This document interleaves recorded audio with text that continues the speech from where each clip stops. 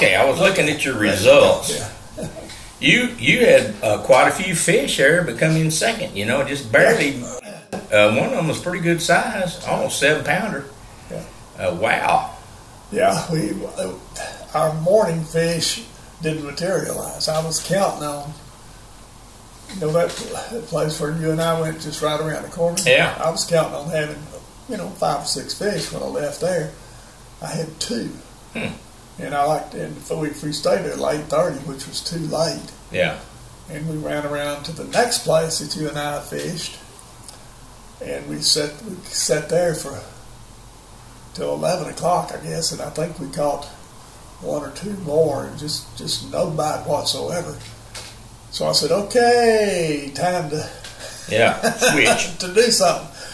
So we ran back up in the glade, and I had a spinnerbait rigged up, and I had caught 1 fish pre-fishing on a spinnerbait. You know, I just like to throw a spinnerbait, and I've done well back in glade. There's a bunch of old fence rows that have trees on them. They're stumps now. They're under the surface. You can't even see them. Mm-hmm. But I've done well fishing those with a spinnerbait. So we pulled up there, and I threw out there, and that big one hit it right off the bat. Wow. I thought, oh, boy, there you go. And I think on my next cast, or within 1 or 2 casts, I caught another one in the exact same spot. It was smaller, but it was still a slot fish. Well, that was the last of the spinnerbait bite. They just weren't anywhere else, and I expected some of the other places to be better. So anyway, I went from having 2 dinks, and I mean dinks, where I had a pretty decent stringer already. And we went out in the middle of the field out there in glade where I like to fish, and we fished around, and we didn't do anything. So we came back and went to the deep water spots there, Big Hurley. Yeah. Nothing. Went back over to the pond, and we both made a cast. We both landed a fish. Mine was 17 inches long, so that finished my list. That was the end of what I was going to do. I still had 2 little bitty fish, 2 10 or 11 inch fish. My partner was struggling. He'd had worse luck than I did. And I told him, I said, just keep chunking right here, you'll catch another one. And he did. And he finally caught his 5th fish. And he had a small, let's see, who was it? I forgot who was fishing with. Was it Whitlock? Is that who you were fishing with? Yeah, Tom. Tom Whitlock? No, one Tom. Oh, wasn't him? Or because it was Alf Tuggle. Oh, it was Alf? Yeah, Alf. Okay. And see, he had 5 fish. And he ended up had a 395. Yeah, he had 5 fish, so he didn't do too bad 12 either, really. Before he ended up in 2nd place. Yeah. And he didn't think he would. I told him, I said, you're going to be surprised. Hang in there. So he ended up in 2nd place. Yeah. Anyway, that was the story of the day. When, that one structure you talked about, Hurley, where'd that name come from? People that lived there. It was a family that lived there. There was their Hurleys owned it, farm or something that they farmed that place out there, I guess. Yeah. If you go, I'm sure they farmed it sometime in the past. It was a dairy farm when I lived out there. Oh, is that what it was? Yeah, but if you go on up 154, up there to where 515 crosses, just before you get there, you'll notice a sign that says Hurley. Oh, okay. That's the Hurley community. And I see. They had an old store and all this sort of stuff there. So it was a whole a large family in that area. Apparently. That settled in there probably a long time ago, I guess. And they also, I'm almost certain that they own a dairy farm that's on 515, about a quarter of a mile from the intersection. It's on the north side. Oh, so they're still around? Yeah, there's still some of them around. She was, Ms. Hurley was, I think, the principal at Alba Golden School. Is that right? So, yeah, they've been around a lot. They're a well-established family in that part of East Texas. Yeah. Well, that was interesting to me about that. I had early on seen the aerial photos of that structure right there, and the aerial photos I got didn't have any water in it, but I thought, well, it must be a pond. But you're saying it was actually a borrow pit out there. Yeah, where they excavated for the to get the materials to make the bridge out there, the road, 154 bridge out there. Right. Of course, they excavated a lot on the west side of the road bed out there too. Yeah. But it didn't create as great a structure as Hurley is. I mean, it's more of a kind of a dish shaped. You know. It reminds me of what I used to describe it to people, so they'll have some visualization of what they're fishing. Is you take a baked potato, and after you eat it, you end up with a little hull out there. A hull, yeah. And we're fishing the edges of the hull.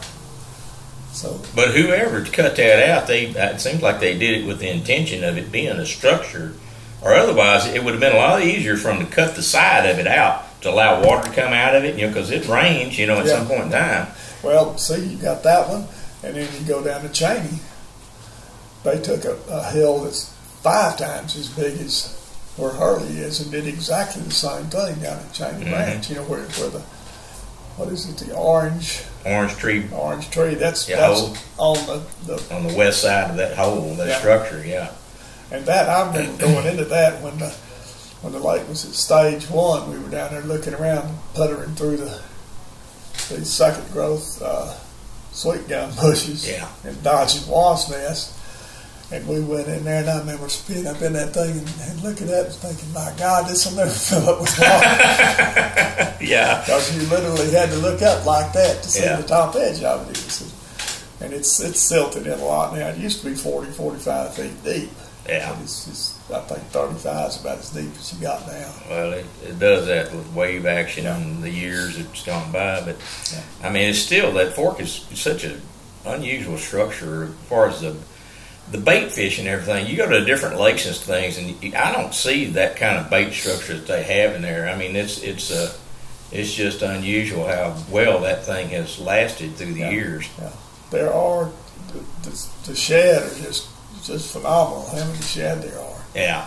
And on these tournaments, the bigger tournaments where you go out early, and I sat there with the running lights on, and you look down in the water, and there are literally millions of shad attracted to those lights. Yeah. Just as far as you can see out either side, it's just full of shad. If you wanted something, you had one of those nets. You could get a 5-gallon bucket full, probably. Right. Yeah, one of those cast nets. I've got one of those we used on the coast down there. Little of nothing. I was telling you, we tried, me and Dusty, we tried out the catfishing out there, and we started out at your place. And then we didn't do much good, so we moved out to the new park out there where they've got the big, where we actually went last time for Charlie's event, and we fished that thing, had no luck whatsoever. And this is about like afternoon or something. We went back out to the West 515 launch area. Right. And we were actually catching fish out on the end of that launch pier, but you kept getting boats in there because we tried to get out of their way if they're coming in, and when we needed to get back anyway. But we finally found where they would bite, but we just ran out of time to stay in there. But I think it was just a bad day for catfish yesterday for us. It was. Well, there was the front came through yesterday. That's front always messes fish up. That's always your excuse. That could be what it was, So, but because I had better luck that Friday that I went out there, I baited that hole up and really did a lot better. And I thought, well, I'm gonna get him some fish here, and I failed. I promise you, there have been tons of catfish caught off that pier. I believe it, yeah. So when my grandkids come in and they always want to go fishing, we take them down there and give them a pole and put a worm on it, and they're catching a little brim, and invariably somebody will catch a 3-pound channel cat. Well, we were trying all kinds of stuff. I had, we had this one bait that we'd made out of actually weenies, and it was I'd seen it on the internet, and it had Kool-Aid and Jello in it, and garlic, and I mean it was awesome. And then I had some chicken. We cut up some chicken, thought that might work, and then I also bought some of those down there at Minnebucket.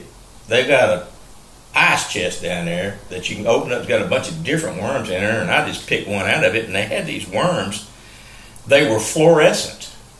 Now, how in the world they made those worms fluorescent, I don't know, but they were large. I didn't get them for the fluorescence part. I got it because they were large, you know. And we did better on those than we did anything else. But in the end, that's all we were using in the end, because we gotten a few bites off it. We were heading the other. But that's just one of the many ways of trying to catch catfish like that. But that lake's full of catfish, from what I understand. Yeah, my buddy Don Robinson, when he was catfishing,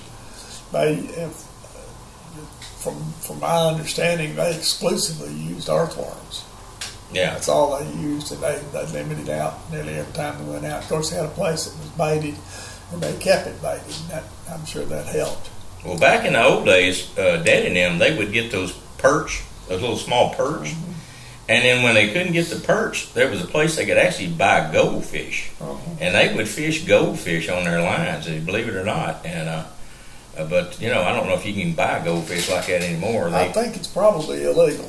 Probably. This is many years ago, you know. They're getting real picky as to what kind of non-native species you can use for bait. And the crappie fishermen are finding, much to their chagrin, that they got to keep their receipt for the minnows. Oh, really? Yeah, if the game board checks you don't have that receipt, you get a ticket. Why is that? Well, there's certain kinds you can't use. Okay. And supposedly the ones that are sold around the lake are the permitted type. Okay. And you're proof that they are. Really? See, I was not aware of that. It's, there's some kinds of minnows that grow not up native. big. Yeah, I can see that. They're not native to the area, and you don't want that in there either. But let me back up and talk a little bit about what we were catching. We were catching fish. Again, most of the ones we caught were on drop shot. Okay. And they love that candy bug. So yeah. So that color's still working then. Yeah. The trouble is you can't find it. And soon it's out of production because apparently they had a fire at their factory. So really? Yeah, if you've got some candy bug, I want to think that Go Fish has got a candy bug color. They probably do. Roger Bell, you know, with Go Fish, you might, if you're looking for that color, you might talk with him. He's probably got something like that. I swear I thought I saw that on Facebook one day. He was talking about it. So now your water temperature in there is about the same as last week. It was down in the 70s. Okay, it's cooled off again, and it'll be cooler this weekend too. So yeah. So who are you fishing this week with? Gary Gilmore. Gary Gilmore. Okay. Gary Gilmore is going to be fishing with you. Yeah. And this is going to be hardcore. Is that what this is? Hardcore section 3. Section 3. Which is Birch and north of 515 Bridge. Okay. Yep. So what's the plan? Go up tomorrow and pre-fish, and Tuesday and Wednesday try to figure out if I have a plan. Because right now I don't have a plan. I wish I did. I'm just going to have to get out there and look, because the last couple of times I've fished this section, I have not done well at all. So I've got some deep spots, road beds and things like that. I always count on in the fall, but they haven't been producing. So I'm sure I'll go up and fish the banks up near the power line up in Birch. Have you fished with Gary before? Yeah. Okay. Yeah, we fished 3 or 4 times. What section of the lake is he kind of? He's from Ennis, so he's in the club to learn the lake. Okay. And it's like a lot of the so it doesn't matter at this point. It doesn't matter to him then. No, he just wants to catch fish. Sure. Well, yeah, that's neat. Yep. So we're going to get out there. I can catch a few back in Board Tree, but they're going to be small ones. I don't have any big fish back there, never have. Yeah. But I'm familiar enough with it. I'll pound around there for 2 days and then do something completely different on tournament day, probably. Yeah. I just hope it turns out to be the right thing. But we'll see. I'm going to launch down at 515 West and motor up to wherever I end up fishing. Because that's quicker than than going up to Rangewood, and waiting and so on and so forth. But looking, I'm trying to figure out some places to go fish. I can't come up with anything. Well, anybody's guess right now. Yeah, and the spots in the good fishing areas in Glade, the water's going down, and it amazes me, with the lake being a foot low, how shallow it is. I mean, it's if I didn't know what they said it was, I'd say it was 3 feet low. But the fish have always been in there, so they'll be in there again this year. Yeah. Just a matter of believing. Well, as far as things going on, there's not anything going on this weekend, but that I'm aware of. Let's see. We're looking at that's next weekend. Yeah, this is 9th. That would be this weekend, I guess. And well, let's see. That's Rayburn there we're looking at. I don't know if Victory got anything on Fork this weekend. This is today is the 2nd and 3rd, I think, isn't it? Yeah. Today's the 4th. Today's the 4th. Yeah. Today's Monday. Okay, yeah. So the 9th would be. So I think Victory may be done. They've got a championship on the 23rd. I know that because I got a notice for them, and we're going to donate some stuff to them. And but they have that, and then the only other thing coming up here is about the 16th, or actually 7th. Yeah, 16th, 17th. The Berkeley Big Bass Day, and then after that, I'm not sure there is anything. If there is, JC Outdoors on the fall team on teams. the 23rd. Yeah. And I don't have a partner for that, unfortunately. Oh yeah, Charlie. Well, that's right. Well, if you need one, I'll volunteer if you need one. But okay.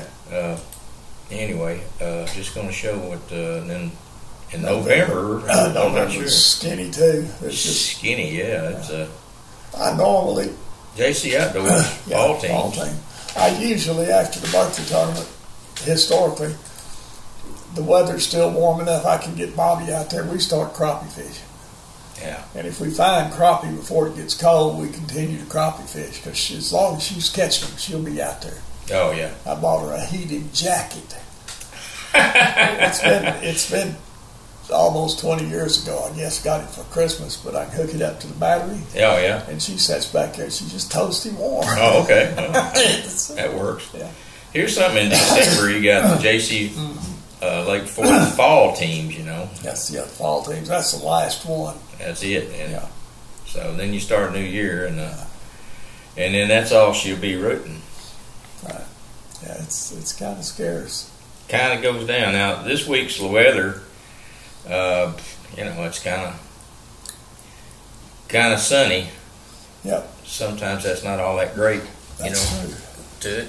You got a little bit of wind, which helps. Yeah, 88 degrees, 5 miles an hour at 88. Of course, as dry as it is. Well, they're saying the humidity's going to start back up Thursday. So yeah. Anyway. Well, it was nice yesterday yes, out there. It was just pleasant as it could be. You couldn't have picked a better day for us. Yeah, the way it felt. I got out yesterday afternoon, started at 5 and mowed my yard, and it was not bad at all. Yeah. The sun was down enough that I didn't have a lot of direct sunlight, and every now and then we get a little breeze, but yeah, I got it done because I couldn't figure out when I was going to do it otherwise. Right. And it's got to be mowed every week, or it gets too tall.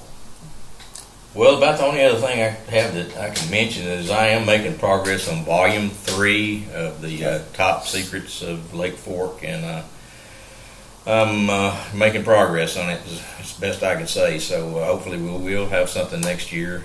Will come out on that, and the other volumes are selling, and it will have a navigation chip with it. And what I'll do is I'll try to finish all these volumes and then go back to Volume 1 and redo the do a chip for it, and then try to update the map as well. But anyway, that's what I got. So. Okay, that's all I got. Look forward to seeing you folks next week. Okay.